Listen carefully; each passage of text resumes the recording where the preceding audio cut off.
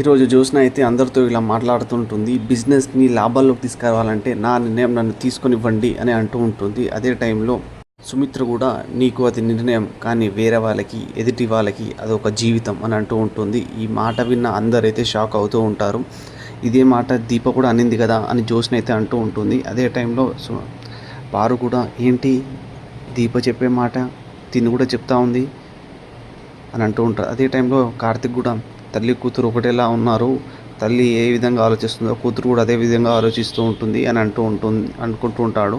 అప్పుడు సుమిత్ర ఒక మాట అయితే అంటూ ఉంటుంది, మనం చేసే బిజినెస్లో మనకు వచ్చే లాభాలే కాదు, ఎదుటి వాళ్ళకి వచ్చే ప్రాబ్లమ్స్ కూడా మనం ఆలోచించాలి అని సుమిత్ర అయితే అంటూ ఉంటుంది. అదే టైంలో దశరథ అయితే చెప్పవేమమ్మా చెప్పు అని అంటూ ఉంటాడు పారిజాతానికి. నేనేమన్నాను రా ఇప్పుడు అని అంటూ ఉంటుంది పారిజాతం. అదే దీప అన్నప్పుడైతే తనని అన్ని మాటలు అన్నావే, ఇప్పుడు నువ్వు మీ కోడలు అన్నప్పుడు ఒక్క మాట కూడా ఎందుకు అనట్లేదు అని అనగానే పారు అయితే సైలెంట్ అయిపోతూ ఉంటుంది.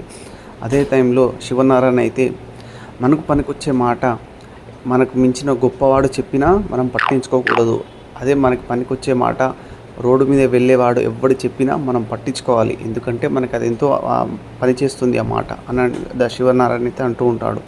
ఇది కోట్లతో జరిగే వ్యవహారం. ఈ బిజినెస్ కానీ నష్టాల్లోకి వెళ్తే ఎన్నో జీవితాలు రోడ్డు మీకు ఎక్కుతాయి. అదే టైంలో జ్యోత్స్న అయితే నేను సీఈఓగా ఉన్నప్పుడు ఆ పనిని జరగనివ్వను తాత అని అంటూ ఉంటుంది.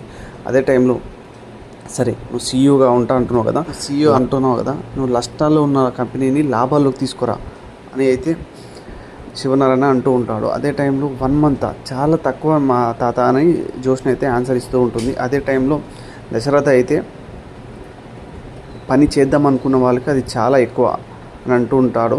అదే టైంలో శివనారాయణ నువ్వు 30 రోజుల్లో కానీ నువ్వు సీఏ పోస్ట్కి అర్హురాలు కాదు అనిపిస్తే, అప్పుడే పారు అయితే కాదు అనిపిస్తే నువ్వు శివనారాయణ అయితే అప్పుడు 30 days తర్వాత వేరే వాళ్ళు వస్తారు అని అంటూ ఉంటాడు.